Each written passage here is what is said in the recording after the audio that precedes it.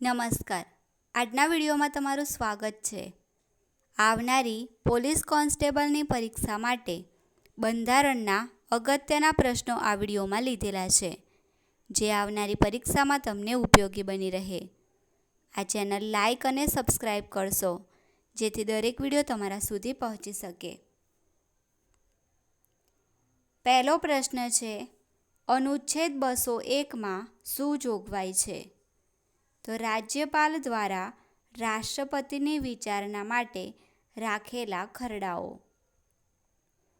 બીજો પ્રશ્ન છે, અનુચ્છેદ 202માં શું જોગવાઈ છે?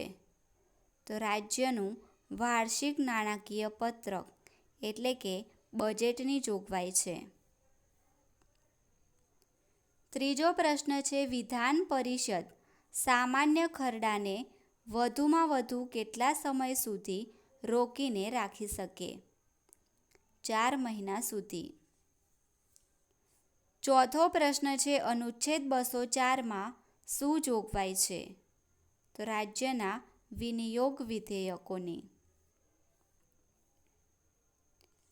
પાંચમો પ્રશ્ન છે, અનુચ્છેદ 205માં શું જોગવાઈ છે? પૂરક, વધારાના કે અધિક અનુદાનોની. છઠ્ઠો પ્રશ્ન છે, અનુચ્છેદ 210માં શું જોગવાઈ છે? તો વિધાનમંડળમાં વાપરવાની ભાષાની.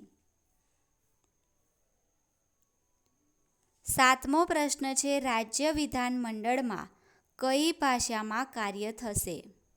તો રાજ્યની રાજભાષા અથવા હિન્દી અથવા અંગ્રેજી. આઠમો પ્રશ્ન છે, વિધાનસભામાં બજેટ રજૂ કરવાની બંધારણીય જવાબદારી કોની છે? રાજ્યપાલની. નવમો પ્રશ્ન છે, ગુજરાત વિધાનસભાની સૌપ્રથમ ચૂંટણી કયા વર્ષમાં થઈ હતી? ઈસવીસન 1962માં. 10મો પ્રશ્ન છે, ગુજરાત વિધાનસભા ભવનનું નામ શું છે? શ્રી વિઠ્ઠલભાઈ પટેલ ભવન. 11મો પ્રશ્ન છે, ગુજરાત વિધાનસભામાં 2 વખત અધ્યક્ષ પદે રહેનાર. તો એ હતા કુંદનલાલ ધોળકિયા અને ગણપતભાઈ વસાવા. 12મો પ્રશ્ન છે, અનુચ્છેદ 212માં શું જોગવાઈ છે? તો વિધાનમંડળની કાર્યવાહી અંગે ન્યાયાલય તપાસ કરી શકશે નહીં. 13મો પ્રશ્ન છે, અનુચ્છેદ 213માં શું જોગવાઈ છે? તો રાજ્યપાલને વિધાનમંડળની બેઠકો ચાલુ ન હોય ત્યારે વટહુકમ બહાર પાડવાની સત્તા. 14મો પ્રશ્ન છે, ભારતમાં વર્તમાનમાં કેટલા કેન્દ્ર શાસિત પ્રદેશ છે? 8. 15મો પ્રશ્ન છે, અનુચ્છેદ 239માં શું જોગવાઈ છે? કેન્દ્ર શાસિત પ્રદેશોનો વહીવટ. 16મો પ્રશ્ન છે, કેન્દ્ર શાસિત પ્રદેશોમાં વહીવટ કોના દ્વારા થાય છે? રાષ્ટ્રપતિ દ્વારા. 17મો પ્રશ્ન છે, કેન્દ્ર શાસિત પ્રદેશમાં વહીવટદારોની નિમણૂક કોણ કરે છે? રાષ્ટ્રપતિ. 18મો પ્રશ્ન છે, કેન્દ્ર શાસિત પ્રદેશમાં વિધાનસભાની રચના કરવાની સત્તા કોને છે? સંસદને. 19મો પ્રશ્ન છે, અનુચ્છેદ 239A માં શું જોગવાઈ છે?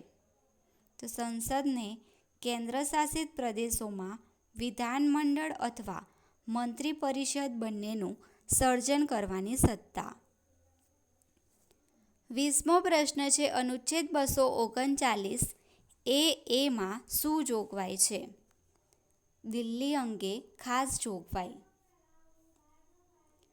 21મો પ્રશ્ન છે, દિલ્હી કેન્દ્ર શાસિત પ્રદેશને રાષ્ટ્રીય રાજધાનીનો દરજ્જો ક્યારથી પ્રાપ્ત થયો? 1 ફેબ્રુઆરી 1992થી. 22મો પ્રશ્ન છે, કેન્દ્ર શાસિત પ્રદેશ દિલ્હીને રાજ્ય યાદીના કયા 3 વિષયો પર કાયદો બનાવવાની સત્તા નથી? તો લોક વ્યવસ્થા, પોલીસ અને ભૂમિ. 23મો પ્રશ્ન છે, અનુચ્છેદ 239A(b)માં શું જોગવાઈ છે? કેન્દ્ર શાસિત પ્રદેશોમાં બંધારણીય તંત્રની નિષ્ફળતા પ્રસંગે જોગવાઈ. 24મો પ્રશ્ન છે, અનુચ્છેદ 239B(માં શું જોગવાઈ છે? તો વિધાનસભા ધરાવતા કેન્દ્ર શાસિત પ્રદેશમાં સત્ર ચાલુ ન હોય તેવા સમયે ઉપરાજ્યપાલને રાષ્ટ્રપતિની સૂચનાથી વટહુકમ બહાર પાડવાની સત્તા. 25મો પ્રશ્ન છે, અનુચ્છેદ 240માં શું જોગવાઈ છે? તો રાષ્ટ્રપતિને અમુક કેન્દ્ર શાસિત પ્રદેશો માટે કાયદો બનાવવાની સત્તા. 26મો પ્રશ્ન છે, અનુચ્છેદ 241માં શું જોગવાઈ છે? તો કેન્દ્ર શાસિત પ્રદેશ માટે હાઈકોર્ટની. 27મો પ્રશ્ન છે, દિલ્હી, અંદમાન અને નિકોબાર, પોંડુચેરી, જમ્મુ અને કાશ્મીર અને લદ્દાખ કેન્દ્ર શાસિત પ્રદેશના વહીવટદાર કયા નામે ઓળખાય? ઉપરાજ્યપાલ.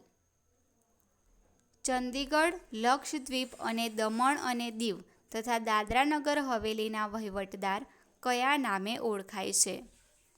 વહીવટદાર અથવા પ્રશાસકના નામે. સ્થાનિક સ્વરાજ એ સાચી લોકશાહી તંત્રનો પાયો છે. આ વિધાન કોનું છે? જવાહરલાલ નહેરુનું.